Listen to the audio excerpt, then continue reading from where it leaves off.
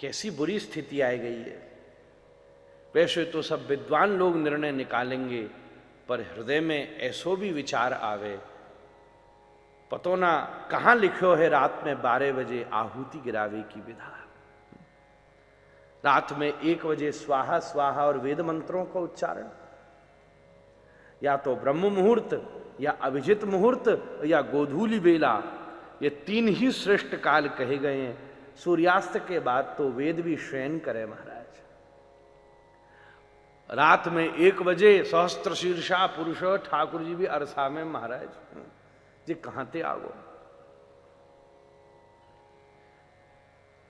ये तो मुगलन के राज्य में छुप के ब्याह करना पड़तो, हमले है जाते, तब से ये पद्धति शुरू हुई है मुगल के सामने। अब कौन से हरण है रे महाराज, मैट्रिमोनियल्स में दे दे के तो ब्याह है रे, बाकी बात भी छुपवे की क्या जरूरत है। कैसी स्थिति आ गई, बड़ो बुरो सो लगे। और बा में भी महाराज कोई सुचिता नहीं, जूता पहन के सब डोल रहे हैं महाराज, और अंदर स्वाहा स्वाहा वहीं मांस के लोथड़े पड़े, वहीं सब मदरा पिए डोल रहे, और उन्हीं के बीच में ओम विष्णवे नमः स्वाहा। या विषय में तो विप्रन को भी दृढ़ हो जाना चाहिए महाराज।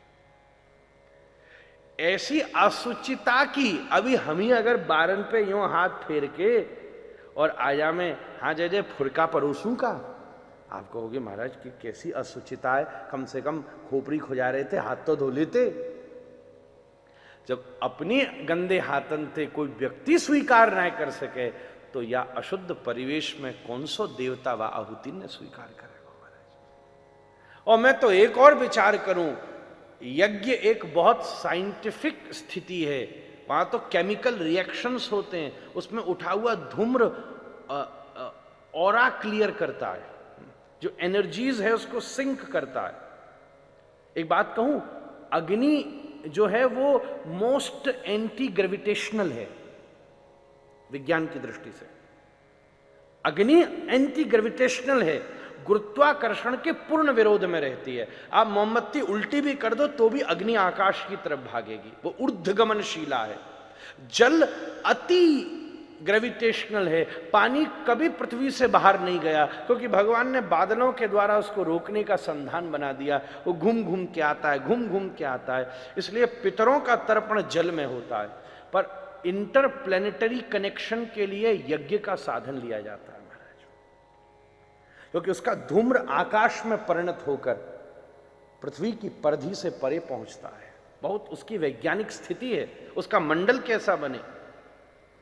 और फिर उसमें प्रयोग होने वाला घृत तो सबसे महत्वपूर्ण वस्तु है। मैं कान पे हाथ धर के बात कहूं, करदम देवहूति के आश्रय में 5 मिनट रुक के निवेदन कर रहा हूं जय जय की उपस्थिति में, आज होवे वाले 95% यज्ञन में भैंसिया को घी प्रयोग आवे महाराज। 99 में ही समझो तो कोई बड़ी बात ना है। और जने कहां कहां के घी प्रयोग में आमे, उसे तो निशाचरी लेंगे महाराज। घृत की सामग्री सबसे इंपॉर्टेंट है यज्ञ में, वो विशुद्ध महाराज भारतीय गौवंश वेद लक्षणा गौ माता से युक्त। उसमें भी कौन सी गैया को कब घी प्रयोग करना, उसका विधान तो सब विद्वान जन बताएंगे। बाकी प्रयोग सो बाकी घृत की आहुति देनो हितकारी है महाराज। फिर भी वहां में ऊट पटांग चीजें महाराज, नशे में खुद ही धुत बैठो है, दूल्हा और स्वाहा स्वाहा स्वाहा कर रहे हो महाराज। हमने तो एक जगह ऐसी स्थिति देखी, जय जय वो फेरा दे रहे और नशे में ऐसा धुत दूल्हा कि वो फेरा देते देते तीसरे फेरा में वो दूल्हा खुद ही जाए गिरो यज्ञ कुंड में महाराज। हमने कई सती की कथा तो हमने बहुत देखी, सता के दर्शन पहली बारी किए महाराज, वही में जाए पर भूतन की तरह प्रेतन की तरह नाच रहे हैं। शिव सती ब्याह में भी संकोच है जाए, बोले हम काय को समय वेस्ट कीनो, इन्हीं बेच देते तो कितना बढ़िया रहता महाराज।